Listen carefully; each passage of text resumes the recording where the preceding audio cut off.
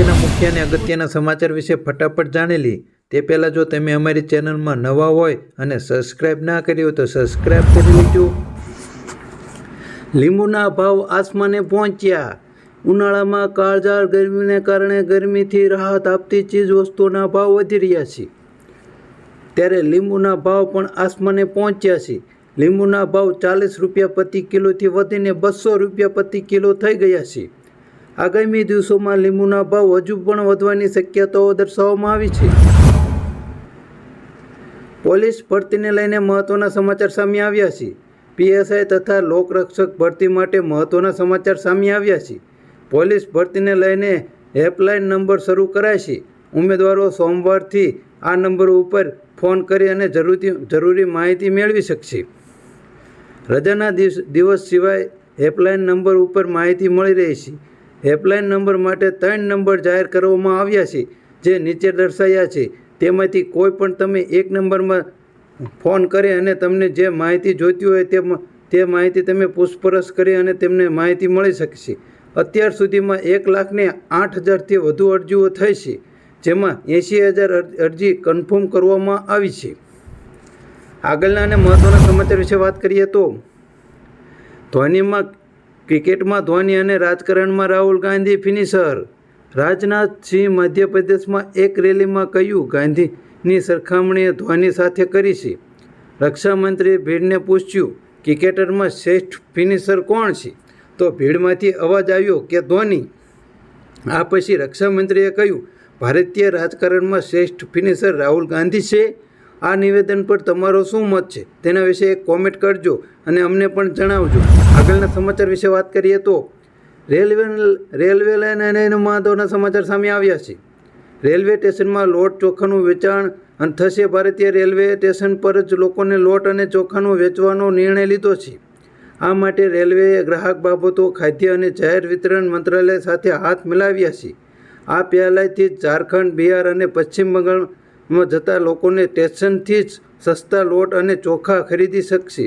આ સેવા 3 મહિના માટે શરૂ કરવામાં આવી છે। આ સેવા માટે સાંજે 2 કલાક માટે જ આપવામાં આવશે। સરકાર લોટનો ભાવ 27.50 અને ચોખાનો ભાવ 29 રૂપિયા નક્કી કર્યો છે। આ સેવાનો લાભ તમે પણ ટૂંક જ સમયમાં લઈ શકશો। આગળના સમાચાર વિશે વાત કરીએ તો સ્વાઇન ફ્લૂ કેસોમાં વધારો જોવા મળ્યો છે। રાજ્યમાં ધીમે ધીમે સ્વાઇન ફ્લૂના કેસોમાં વધારો થઈ રહ્યો છે।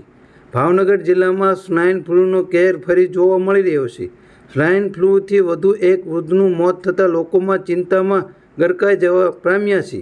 ત્યારે 2 દિવસ પહેલાં જ એક મહિલાનું સ્વાઇન ફ્લૂના કારણે મોત થયું હતું, જ્યારે ગઈકાલે ઘોઘામાં એક વૃદ્ધનું પણ મોત થયું હતું। તેથી લોકોમાં ખળભળાટ મચી ગયો છે। હાલમાં કોરોનાની ખતરો ગયો નથી, ત્યારે આ સ્વાઇન ફ્લૂ પાછો આવી રહ્યો છે, તો તમારે પણ કાળજી રાખવી પડશે અને તેના માટે તમારે પણ પગલાં લેવા પડશે। આગળના સમાચાર વિશે વાત કરીએ તો ટિકિટ રદ નહીં થાય તો આથી વિશેષ મોટું આંદોલન કરવામાં આવશે। અને કાલે જે રાજકોટમાં મહારેલી જોઈ એ તો ખાલી ટ્રેલર હતું, મૂવી હજી બાકી છે। એ તો મારી રેલી હતી, હવે રેલો આવશે। એટલે સરકારશ્રીને હું અપીલ કરું છું કે હવે તો આપ લોકો સમજો કે આટલું બધું અમારા બહેનો જોહર ઉપર ઉતરી ગયા। આજે મારે 5મો દિવસ છે, હજી હું અનશન ઉપર જ છું। કાલે પણ મારી તબિયત લથડી ગઈ હતી અને મને બારોબારથી ધમકી પણ મળી રહી છે, પણ આજે પણ અમે પીછેહટ નહીં કરીએ અને કાલે પણ અમે પીછેહટ નહીં કરીએ ના। અત્યારે તો શું છે કે 18 વર્ણો અમારી સાથે છે અને બધા જ અમને હેલ્પ કરવા માંગે છે। તો કાલ સવારે શું થાય તો જવાબદારી નથી કે ક્યાંથી શું થાય, એટલે આક્રોશ બન્યું છે અને આંદોલન રહેશે। ટિકિટ રદ નહીં કરવામાં આવે તો બીજેપી પાર્ટી માટે આ બહુ એક ખોટ ઊભી થઈ જશે કે અતિ ઉગ્ર આંદોલન થશે અને અમે કમલમ। પરેશ ગોસ્વામીએ કરી મોટી આગાહી। હવામાન નિષ્ણાત પરેશ ગોસ્વામીએ કમોસમી વરસાદની આગાહી કરી છે। આગાહી મુજબ આગામી 13 થી 16 એપ્રિલ દરમિયાન રાજ્યમાં કમોસમી વરસાદ આવવાની સંભાવના વ્યક્ત કરી છે, જે બાદ રાજ્યમાં તીવ્ર ગરમીનો અહેસાસ થશે। જ્યારે 21 થી 30 એપ્રિલ દરમિયાન રાજ્યમાં ફરી એકવાર તાપમાન ઊંચું જવાની પણ સંભાવના વ્યક્ત કરવામાં આવી છે। આગળના સમાચાર વિશે વાત કરીએ તો રેલવેને લઈને મોટા સમાચાર સામે આવી રહ્યા છે। પશ્ચિમ રેલવેના અમદાવાદ મંડળ દ્વારા રેલવેને મુસાફરીઓના ટિકિટનું ભાડું ચૂકવવા માટે QR કોડ ડિજિટલ માધ્યમની સુવિધા શરૂ કરવામાં આવી છે। આ નવી પહેલ હેઠળ QR કોડ ડિજિટલ માધ્યમથી અમદાવાદ મંડળના વિવિધ મુખ્ય સ્ટેશનો પર પ્રાયોગિક ધોરણે સુવિધા ઉપલબ્ધ કરવામાં આવી છે. જ્યારે રેલવેના મુસાફરોને હવે ટિકિટના ભાડાનું પેમેન્ટ કરવા માટે UTS મોબાઈલ એપ ATVM હવે ટિકિટ ભાડાના પેમેન્ટ માટે ચૂકવવા માટે નવી એપો પણ બહાર પાડવામાં આવી છે અને UPI જેવા પણ વિવિધ ડિજિટલ સુવિધાનું પણ પેમેન્ટ આપવામાં સુવિધા રાખવામાં આવી છે.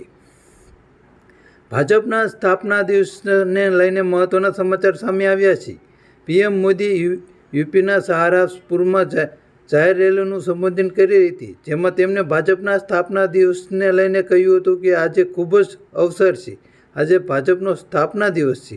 ઘણા ઓછા દાયકાઓમાં જ ભાજપે સારા રેકોર્ડ સંખ્યામાં આપણા દેશવાસીઓને જોડાયા છે, જ્યારે લોકોનો વિશ્વાસ જીત્યો છે. જો હજી હાલમાં ચૂંટણી આવે છે ત્યારે ગુજરાતમાં પણ મોદી રાજકારણની રીત રમી ગયા છે અને ભાજપ આવશે તેવું લાગી રહ્યું છે. 400 પાર ભાજપને લાવવાની પણ તેમણે સંકલ્પ લીધો છે.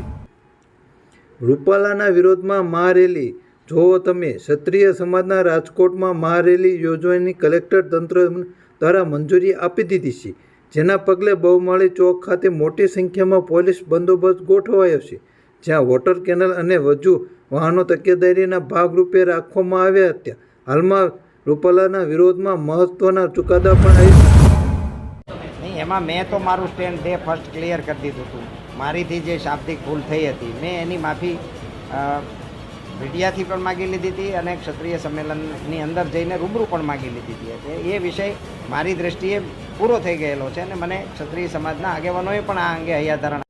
રાજકોટના ભાજપના ઉમેદવાર પુરુષોત્તમ રૂપાલાના નિવેદન અને 3 વખત માફી માંગ્યા બાદ પણ રાજપૂત સમાજમાં ભડકેલો ગુસ્સો હાલ અનેક રીતે ભાજપને દજાડી રહ્યો છે. આ નિવેદનના પ્રત્યાઘાતથી સ્થિતિ વણસે તો ભાજપનો 5 લાખથી વધુની લીડના સંકલ્પ સામે પ્રશ્નાર્થ ઉભો થઈ શકે છે. તો જો કરણી સેના આંદોલન કરે તો ભાજપ શાસિત રાજ્યોમાં અસર થઈ શકે છે. બીજી તરફ વડોદરા અને સાબરકાંઠાના 2 ઉમેદવાર બદલ્યા બાદ રાજકોટ બેઠક પરથી રૂપાલાને બદલાશે નહીં તેવું વલણ ભાજપે મક્કમતાથી પકડી રાખ્યું છે. રૂપાલાની ઉમેદવારી રદ કર્યા સિવાય બીજી કોઈ બાબતે સમાધાન માટે રાજપૂત સમાજ તૈયાર નથી. ચૂંટણી પહેલા કોઈ એક સમાજની નારાજગી ભાજપ માટે ચિંતાનો વિષય છે અને હવે તેનો ઉકેલ લાવવા માટે મામલો દિલ્હી બેઠેલા ભાજપ હાઈકમાન્ડ સુધી લઈ જવા મુખ્યમંત્રી ભૂપેન્દ્ર પટેલે જહેમત લીધી છે.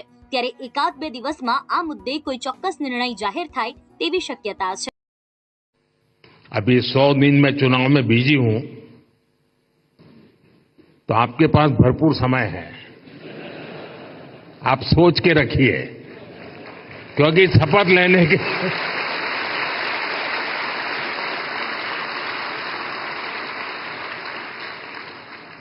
शपथ लेने के दूसरे दिन ही धमाधम काम आने वाला है.